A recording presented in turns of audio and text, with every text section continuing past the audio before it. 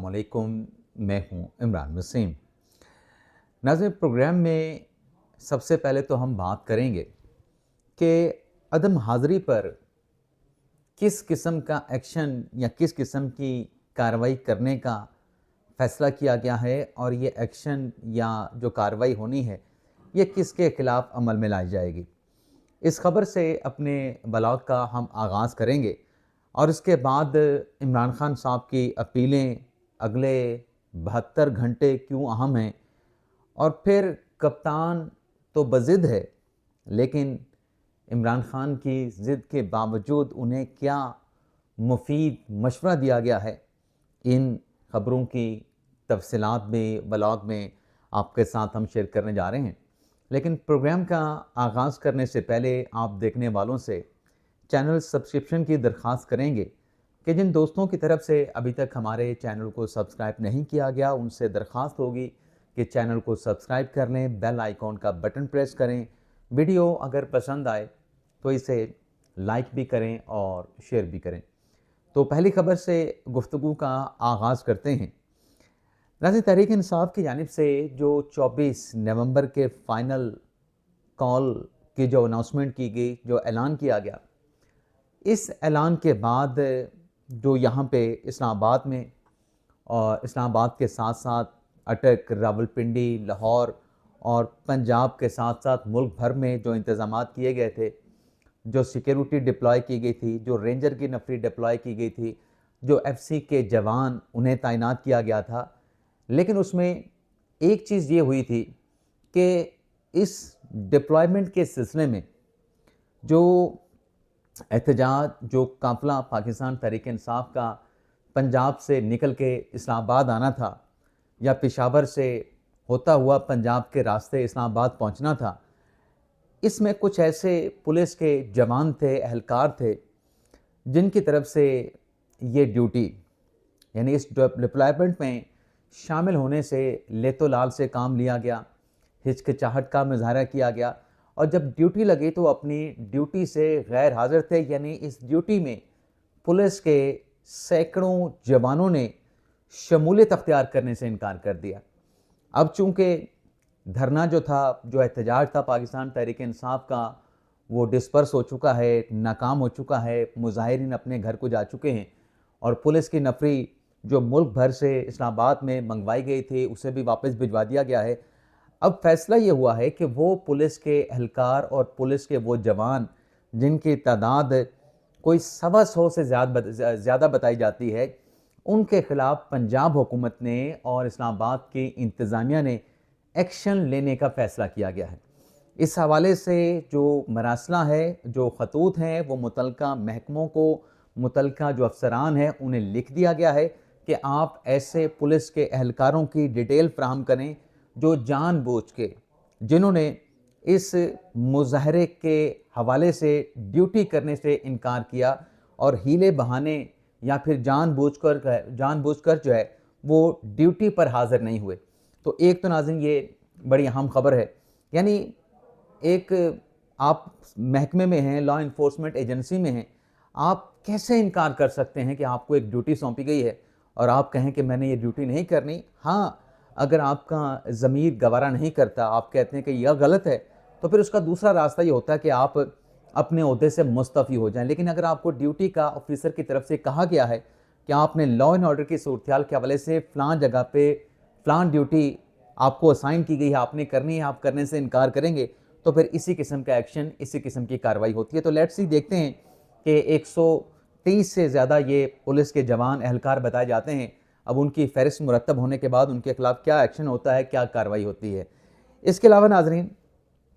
इमरान खान साहब के साथ पीटीआई के जो एक और मैं ख़बर आपके साथ शेयर करने जा रहा हूँ, जिसका मैंने थंबनेल पर जिक्र नहीं किया, वो ये है कि इनकलाब पाकिस्तान तहरीक इंसाफ लाना चाहती है, लेकिन इनकलाब के लिए आपको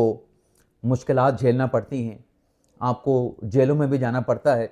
वैसे तो गंडापुर साहब अपनी तकरीरों में कहते हैं कि मेरे ख़िलाफ़ जो मुकदमा दर्ज हुए हैं, ये मेरी डिग्रियां हैं, मेरी असनाद हैं, इतने दर्जनों मुकदमे मेरे ख़िलाफ़ दर्ज कर दिए गए हैं। लेकिन इमरान खान साहब के साथ मुलाकात में नाम लेके पीटीआई के कुछ रहनुमाओं के बारे में बात की गई कि बाकी पीटीआई के लोग तो गिरफ्तार होते हैं या उनके खिलाफ मुकदमात का इंदराज होता है, लेकिन कुछ हमारे लोग ऐसे हैं जो गिरफ्तार नहीं होते। इमरान खान साहब ने वहाँ पर मौजूद एक वकील रहनुमा से पूछा कि इसकी क्या वजह है, क्यों ये लोग जो है गिरफ्तारियों से बच जाते हैं, ये क्यों गिरफ्तार नहीं होते। तो इस पे उस वकील नुमा सियासी रहनुमा ने इमरान खान साहब को ये बताया कि जब ये लोग किसी जगह पे जाएंगे नहीं, अपने घरों से निकलेंगे नहीं, तो फिर उन्होंने क्या गिरफ्तार होना है। जब घर में दब के बैठे रहेंगे और घर से नहीं निकलेंगे, जिस जगह पे इनको ड्यूटी असाइन की गई है, प्रोटेस्ट का कहा गया है, वहाँ पे नहीं जाएंगे, तो फिर ये कैसे गिरफ्तार होंगे। आप देखिएगा कि आइंदा भी ये जहाँ पे आप इनकी ड्यूटी लगाएंगे ये नहीं जाएंगे और इनकी गिरफ्तारी भी नहीं होगी। इसमें एक और चीज़ भी हुई है। अब हमारे जो साबिक सदर हैं आरिफ अलवी साहब, जो कहते हैं कि दिल भी इमरान खान का है, जान भी इमरान खान के लिए हाजिर है, लेकिन वो भी आपको कहीं सरफेस पे ऑन ग्राउंड नज़र नहीं आए, लेकिन उनके खिलाफ मुकदमात का इंदराज हुआ है। तो ज़ाहिर सी बात है कि घर में बैठे आप वीडियो बयान जारी कर दें, आप जो है वो एक्स के ऊपर पोस्ट कर दें कि घरों से निकलें, प्रोटेस्ट में शामिल हों, ख़ुद आप घर बैठे रहें, हीटर सेकते रहें या एसी के सामने बैठे रहें या टीवी के सामने बैठे रहें या मोबाइल लेके सोशल मीडिया के ऊपर पोस्ट करते रहें, तो आपको किसने गिरफ़्तार करना है। लेकिन गिरफ़्तारी का फिर भी डर होता है कि मुकदमा दर्ज हो गया तो कहीं बाहर निकलते हुए गिरफ़्तार ना कर लिया जाए, धर ना लिया जाए। तो जनाब आरिफ अलवी साहब ने भी जो उनके खिलाफ मुकदमात का इंदराज हुआ है, सिंध हाई कोर्ट से 20 रोज़ की ज़मानत जो है वो हासिल कर ली गई है। लेकिन जब इमरान खान साहब के हवाले से इसी नुक्ते पे बात हो रही थी कि इस तरह के लोग कैसे बच जाते हैं गिरफ्तारियों से, कैसे बच निकलने में कामयाब हो जाते हैं, तो जैसा मैंने कहा कि वकील रहनुमा ने जो इमरान खान साहब के सामने, वकील नुमा सियासी रहनुमा ने जब इमरान खान साहब को हकीकत बताई, तो खान साहब ने भी अपने कानों को हाथ लगा लिए। तो ये मामला अपनी जगह पे, लेकिन 2 पाकिस्तान तहरीक इंसाफ के रहनुमा ऐसे हैं, वैसे तो और भी बड़ी तादाद मौजूद है, लेकिन आज के दिन में 2 पाकिस्तान तहरीक इंसाफ के रहनुमा जिनका ताल्लुक़ अदलिया से भी किसी न किसी तरीके से डायरेक्टली इनडायरेक्टली बनता है, जिसमें एक अली अफजल शाही साहब हैं, MNA हैं, दूसरे उनके भाई हैं जुनैद अफजल शाही, जिनके खिलाफ इश्तिहारी होने की कार्रवाई का आगाज़ कर दिया गया है। और ये भी बार बार के अदालती नोटिस के बावजूद कोर्ट में पेश नहीं हो रहे थे, तो ATC अदालत फैसलाबाद ने इन्हें इश्तिहारी करार देने की जो कार्रवाई है, इश्तिहारी तो पहले करार दे दिया गया था, लेकिन उससे जो अगला प्रोसेस होता है उस कार्रवाई का जो है वो अदालत की जानिब से आगाज़ कर दिया गया है। इसके अलावा नाज़रीन, इमरान खान साहब की और उमर अयूब साहब की अपीलों के हवाले से ख़बर ये है कि जो 9 मई के हवाले से GHQ हमला केस है, जिसमें 100 से ज़्यादा 120 123 मुल्ज़मान बताए जाते हैं, जिसमें मुल्ज़मान के ऊपर फ़र्द जुर्म की कार्रवाई को आगे लेके चलना था ATC अदालत ने। लेकिन उस रोज़ PTI की तरफ से एक दरख्वास्त जो है वो दायर की गई, बल्कि 2 दरख्वास्तें बानी PTI की तरफ से दायर की गई। एक तो बरियत की दरख्वास्त थी और एक दरख्वास्त थी कि इस अदालत का दायरा अख्तियार नहीं बनता, ये ATC अदालत में मुकदमा चलाया जा रहा है, ये आम जो अदालत है, जो ऑर्डिनरी कोर्ट है, वहाँ पर यह मुकदमा चलना चाहिए, और इसमें जो ATA की यानी इंसदादे दहशत गर्दी की जो दफ़ात लगाई गई हैं वो नहीं बनती, वो नहीं लगनी चाहिए थी। तो जज साहब ने, अमजद अली शाह साहब ने इन दोनों दरख्वास्तों पे जो इमरान खान साहब की बरियत की और ATC के दायरा अख्तियार के हवाले से थी, उस पर समाअत करने के बाद फ़ैसला महफूज किया। और इसी नौइयत की एक दरख्वास्त जो है अपोजिशन लीडर जनाब उमर अयूब साहब की भी थी, उस पर भी वो भी बरियत की दरख्वास्त थी, उस पर भी अदालत ने समाअत करने के बाद फ़ैसला महफूज किया। और अब से कुछ देर पहले ये फ़ैसला सामने आया है कि उमर अयूब की और इमरान खान साहब की जो बरियत की अपीलें थीं, जो दरख्वास्तें थीं, उन्हें अदालत ने मुस्तरद कर दिया है। और जो दायरा अख्तियार को चैलेंज किया गया था इमरान खान की तरफ से कि ये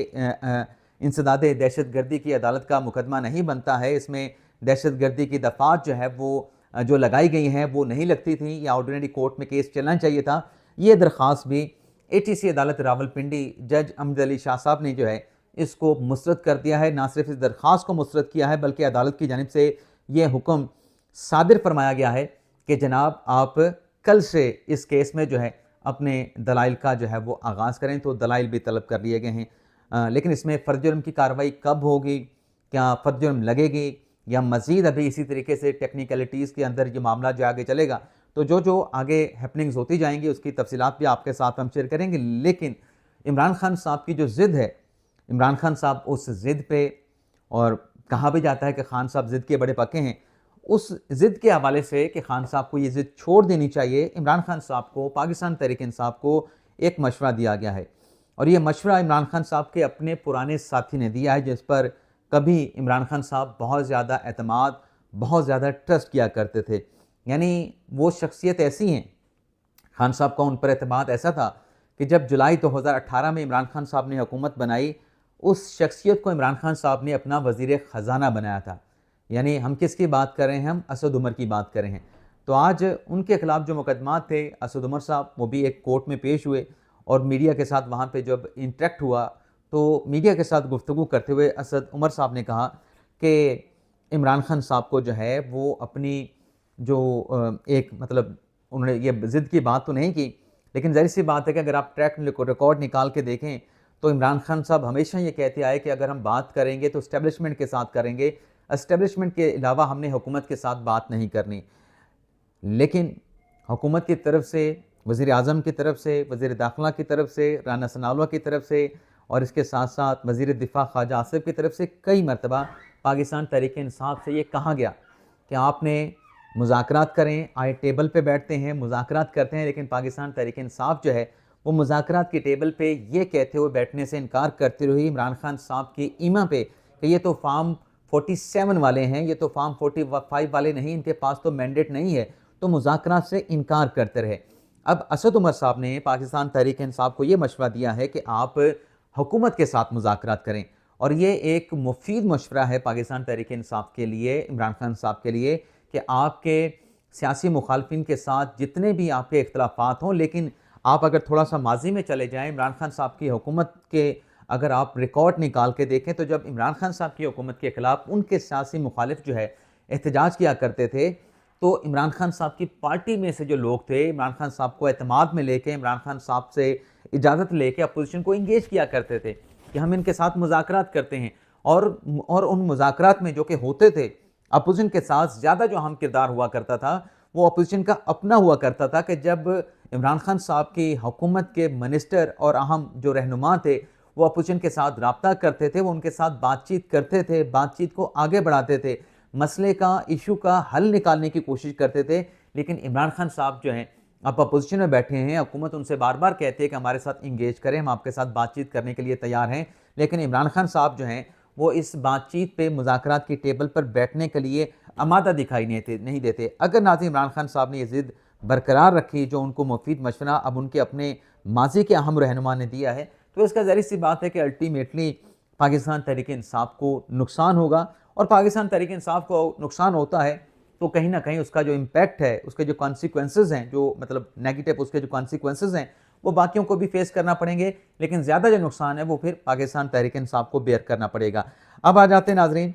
इमरान खान साहब के हवाले से, बुशरा बीबी साहबा के हवाले से, अली मीर गंडापुर साहब के हवाले से, जो 24 नवंबर के एहतजाज के हवाले से इस्लामाबाद की हदूद में एक और मुकदमा दर्ज किया गया, उसमें पुलिस की जानिब से इमरान खान साहब के, बुशरा बीबी साहबा के, अली मीर गंडापुर के और PTI के दर्जनों रहनुमाओं के अरेस्ट वारंट जो है वो ATC अदालत से हासिल कर लिए गए हैं। एक ये डेवलपमेंट भी हुई है। बाकी अगले 72 घंटे नाज़रीन क्यों अहम हैं, तो इस हवाले से भी अब आपके सामने है कि पाकिस्तान तहरीक-ए-इंसाफ ने जो फ़ाइनल कॉल दी थी, वो फ़ाइनल कॉल तो उसका क्या नतीजा निकला। पेशावर से चले, इस्लामाबाद आके पहुँचे, लेकिन इस्लामाबाद में जो इनके मुतालबात थे वो मनवाना तो दरकिनार, उन मुज़ाकरात पे हुकूमत के साथ PTI के मुज़ाकरात होना तो दूर की बात थी। अभी D चौक पर आए और D चौक पर पड़ाव किए चंद घंटे ही गुजरे थे पाकिस्तान तहरीक-ए-इंसाफ को कि इन्हें यहाँ से वापस लौटना पड़ा। जो ऑपरेशन किया गया, उस ऑपरेशन के नतीजे में ये तहरीक-ए-इंसाफ के जो कारकुनान मुजाहिरीन थे वो तो यहाँ से निकले, लेकिन उसके साथ साथ जो जनाब इमरान खान साहब की क़यादत थी पाकिस्तान तहरीक-ए-इंसाफ की, वो भी यहाँ से जो है वो फ़रार हो गई, यानी एहतजाज पाकिस्तान तहरीक-ए-इंसाफ का नाकाम हो गया। लेकिन अब की मरतबा ये जो पाकिस्तान तहरीक-ए-इंसाफ कोशिशें करती रही कि अपोजिशन की जो सियासी जमातें हैं उन्हें अपने साथ मिला के कोई ग्रैंड अपोजिशन अलायंस बनाया जाए, हुकूमत के खिलाफ तहरीक चलाई जाए, तो जितने भी खान साहब ने एहतजाज या प्रोटेस्ट किए हैं उस पर यह सवाल ज़रूर उठ रहा है कि महमूद अचकज़ई कहाँ पे हैं। मौलाना फजल रहमान साहब के घर PTI के लोग चक्कर लगाया करते थे, उन्हें एक आस्थाना जो है वो कहा जाता था कि अब मौलाना साहब के आस्थाने पे PTI वाले हाज़िरी देते हैं, अब मौलाना साहब के घर भी PTI के रहनुमा दिखाई नहीं देते। तो अब मौलाना साहब ने एक डेडलाइन दी है हुकूमत को, जो मदारस के रजिस्ट्रेशन के हवाले से एक बिल पार्लियामेंट ने मंजूर किया था, लेकिन ताहाल उस पर सदर के जो सिग्नेचर वो ना हो सके हैं। तो मौलाना फजल रहमान साहब ने हुकूमत को 72 घंटों की डेडलाइन दे दी है कि 7 दिसंबर तक अगर ये बिल एसेंट ना हुआ, सदर पाकिस्तान ने सिग्नेचर ना किए, तो फिर 8 दिसंबर को जो पाकिस्तान मौलाना फजल रहमान साहब की जो जमात है जमीयत उलमा इस्लाम पे, उसकी जो रैली पेशावर में होने जा रही है, वहाँ पे हम फिर अपने आइंदा के लाहे अमल का 8 दिसंबर को जो है वो ऐलान कर देंगे। तो ये मौलाना साहब अगर 8 दिसंबर को हुकूमत के खिलाफ कोई लॉन्ग मार्च करने, कोई रैली निकालने का ऐलान करते हैं, तो मेरे ख्याल से मौलाना साहब जो हैं कोई जलाओ घराव किए बगैर जो है वो इस्लामाबाद पहुँचेंगे भी और अपने जो मुतालबात हैं उन्हें मनवा के यहाँ से वापस जाएंगे। इजाज़त चाहते हैं नाज़रीन, अल्लाह हाफ़िज़।